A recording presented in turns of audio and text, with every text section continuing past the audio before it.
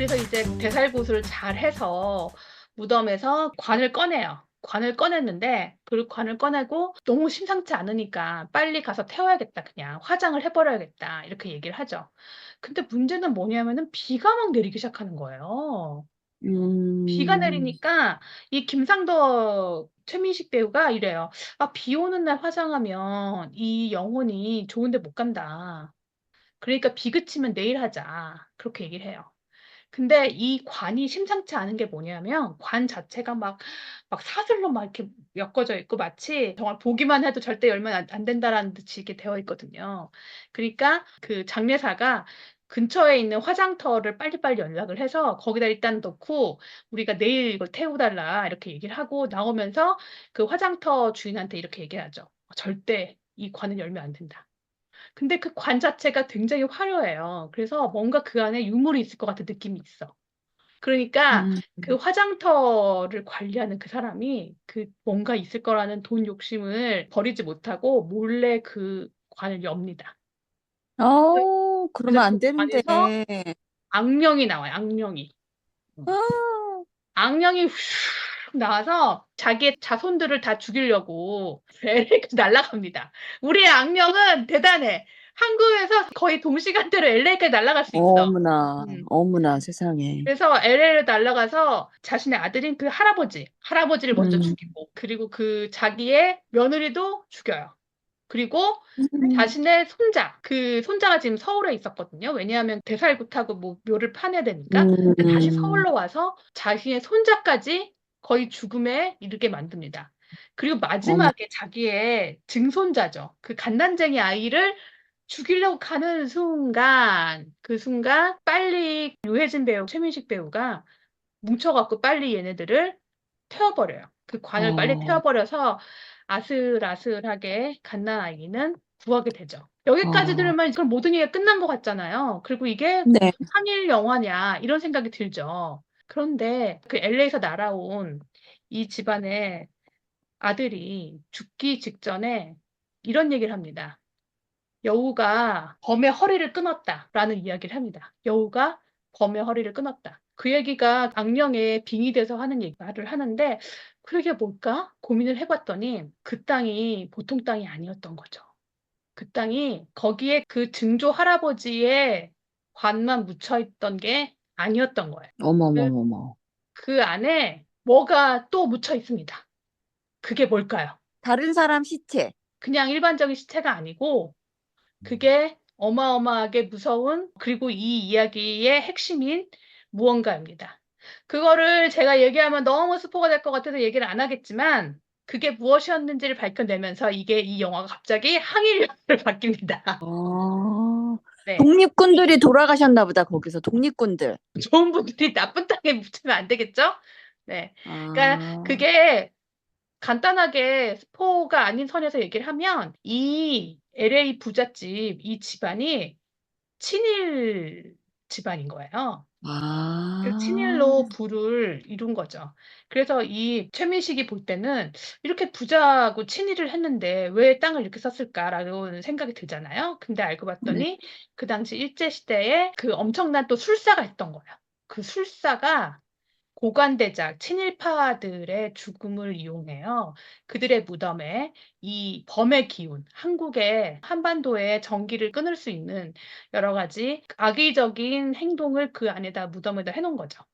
이게 옛날에 음, 우리 그런 거 많이 들었잖아요. 그 일본 놈들이 한국의 전기를 끊기 위해서 말뚝을 박았다. 맞아요, 맞아요. 한국의 음. 약간 등뼈 이런 데 뼈가 가는 그 강원도 그 산맥들을 돌아다니면서 풍수사들이 다 뭐 그 아, 말뚝을 박았다라는 그러한 이야기가 있죠. 그래서 쇠말뚝을 뽑아라 막 이런 것도 있었고. 어, 근데 그것과 굉장히 연관된 이야기고요. 그 이야기가 어. 뭔지를 찾기 위해서 한번 영화를 보시면 좋을 것 같습니다.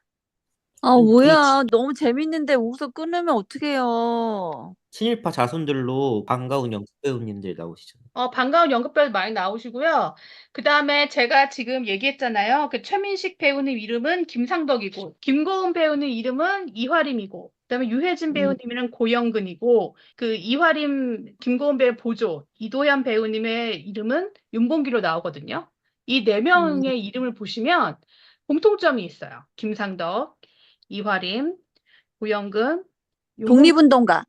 맞아요. 다 독립운동가들 이름이에요. 김상덕 독립운동가셨고 이화림 여성 독립운동가 한일 음. 애국단 소속이셨고요. 그다음에 고영근이라는 인물 선생님도 독립운동을 하셨고 그다음에 윤봉길 의사는 되게 유명하죠. 홍카우 그 도시락 그렇죠. 폭탄 사건. 네. 그래서 이 네 명의 인물들의 이름이 다 독립운동가 이름을 땄다는 거. 그리고 또 되게 재밌는 게 처음에 그 김상덕 풍수사가 그 무덤에 갔을 때 토양 확인을 하기 위해서 동전을 던져요.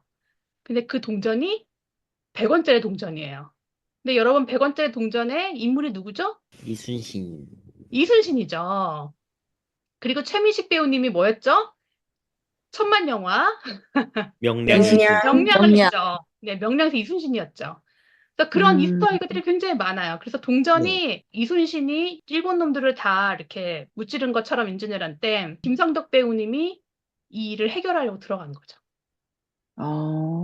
그리고 또 어, 재밌는 게 처음에 이제 그 무덤으로 간데 차들이 쫙 이제 올라와요. 그 산을 이렇게 쭉 오르는데 그 차들의 번호판을 보면 너무너무 웃겨요.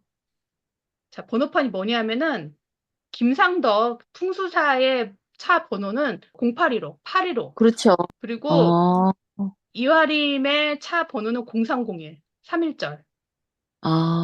그리고 아, 유해진 배우님의 역할이죠. 고영근의 차는 1945, 광복절이죠. 그런 식으로 차 번호나 이런 거에도 다 이스터 에그처럼 다 숨겨놨어요. 이런.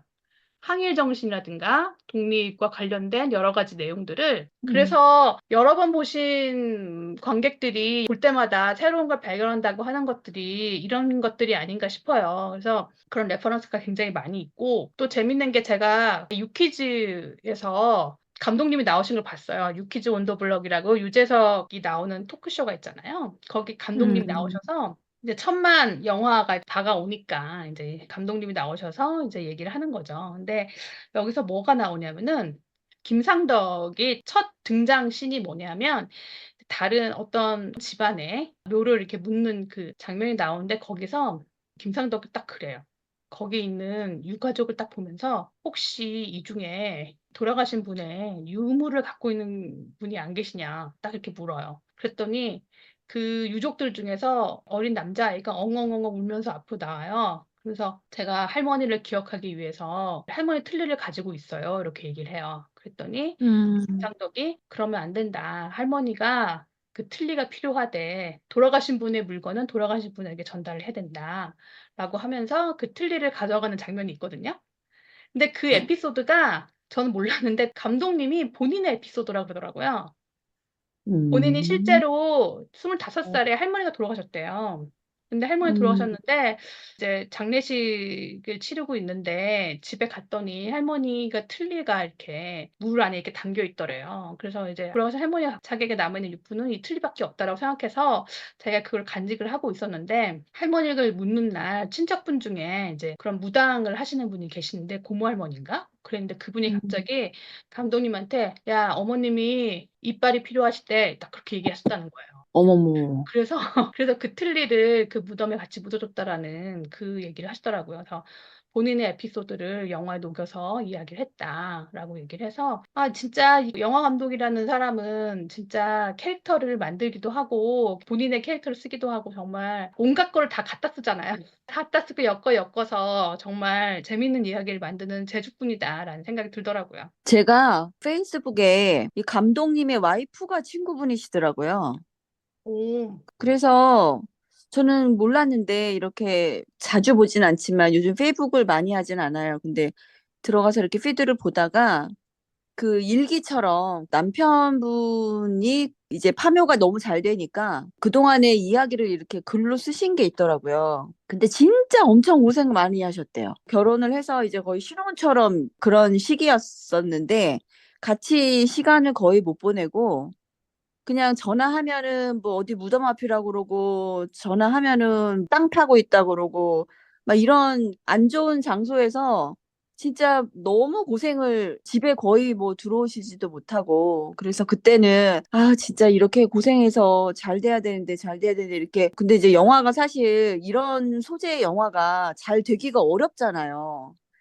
어떻게 보면은. 근데 이게 이제 해외 분들도 너무 좋아하신다고 해서 해외에서도 되게 인기가 좋다고 그러더라고요. 그런 거 보면 이분이 저는 아직 보진 않았지만 그 영화를 만드는 뭔가 대중적인 그 매력이 있는가 봐요. 아무튼 잘 돼서 다행이긴 한데 가족분들까지 어쨌든 많이 고생을 하셔서 이런 영화가 탄생이 됐다라는 걸 비하인드 스토리를 볼 수 있어서 꼭 봐야겠다라는 생각은 하고 있었어요. 근데 이게 해외에서 진짜 잘 된다면서요. 네, 지금 해외에 페스티벌에 이미 소개가 됐다라고 하고요. 근데 사실 저는 개인적으로 이 오컬트 매니아로서 이 영화는 오컬트라고 할 수 없어요.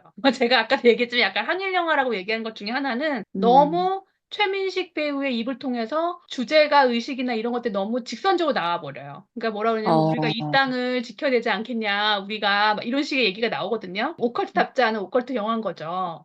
그래서 저는 개인적으로 이 영화를 오컬트라는 장르물로 소비하려고 하시는 분들한테는 오히려 실망스러우니 재미있는 이야기꾼의 이야기로 받아들인다면 훨씬 더 재밌게 즐길 수 있는, 그리고 뭔가 관객이 적극적으로 감독이 숨겨놓은 비밀들을 찾아내는 그런 게임을 할 수 있는 영화라고 생각하신다면 훨씬 재미있게 즐길 수 있는 작품이라고 생각이 들어요. 아, 그리고 또 이제 유키즈에서 나왔던 얘기 중에 하나는 유해진 배우님이 굉장히 이 작품에서 캐릭터 분석을 할 때 그런 얘기를 했다고 해요. 네 명의 인물들 중에서 가장 일반 관객들이 공감할 수 있는 인물은 유해진의 역할, 이 역할일 거다. 그렇기 때문에 음, 나는 조금 더 관객들에게 친근하게 다가갈 수 있게 인물을 해석을 하겠다라고 하면서 대사 하나하나를 이렇게 다 고치고 상의하고 그러면서 만들었다고 하더라고요. 그래서 감독님 얘기가 유해진 배우님의 대사의 50%는 애드리브다. 라고 이야기를 했거든요. 음, 그럴 정도로 이제 캐릭터 구성을 적극적으로 하셨던 작품이고요. 음, 그리고 그 윤봉길 역할을 했던 이도현 배우님은 사실 이 영화를 처음 찍을 때 거의 신인급이어서 이제 거의 이제 아무도 모르는 그런 배우였어요. 근데 이제 그쵸. 감독님이 생각했을 때는 최민식, 유해진, 김고은 이 세 명이 너무 큰 배우니까 자기는 이제 음, 마지막 윤봉길 역할은 신인급을 하겠다라고 마음을 먹어서 신인들을 막 보다가 이 이도현 배우님이 자기가 아는 신인 남자 배우 중에 제일 잘생겼었대요. 그래서 캐스팅을 했다고 하더라고요. 근데 캐스팅을 하고 영화를 찍다가 보니까 이 배우님이 막 슬기로운 감방 생활의 스위트홈에서 완전 뜬 거야. 그래서 아, 자기는 완전 신인일 때 캐스팅을 했는데 오히려 어부지를 얻어서 너무 행복하다라는 어. 이야기를 하셨다고 하더라고요. 그래서 저는 이 영화에 대한 평점을 5점 만점에 4.7점도 드리겠습니다. 와, 아니, 근데 만점이 아니고 또 약간 빼시네요. 네네. 저는 오컬트를 장르적인 걸 좋아하는 사람으로서는 사실 오컬트로서는 좀 그래요. 오컬트 장르라고 하기에는 사실 사바가 훨씬 재밌었어요. 저한테는. 근데 음, 어쨌든 사회적인 의미와 그 영화적 재미를 다양한 기교를 통해서 잘 엮었다. 그 재밌는 이야기의 영화를 만들었다라는 점에서 4.7점을 드리도록 하겠습니다. 너무 재밌었어요. 저도 보러 가려고 합니다. 영업당했어요. 두 네, 명을 다 처음만 영업을 했네요. 서울의 봄처럼 천 몇백만 갈 것 같은데 앞으로도 흥행을 기대하면서 다음에 또 다시 공연 리뷰로 찾아뵙겠습니다. 여러분 안녕. 안녕! 안녕.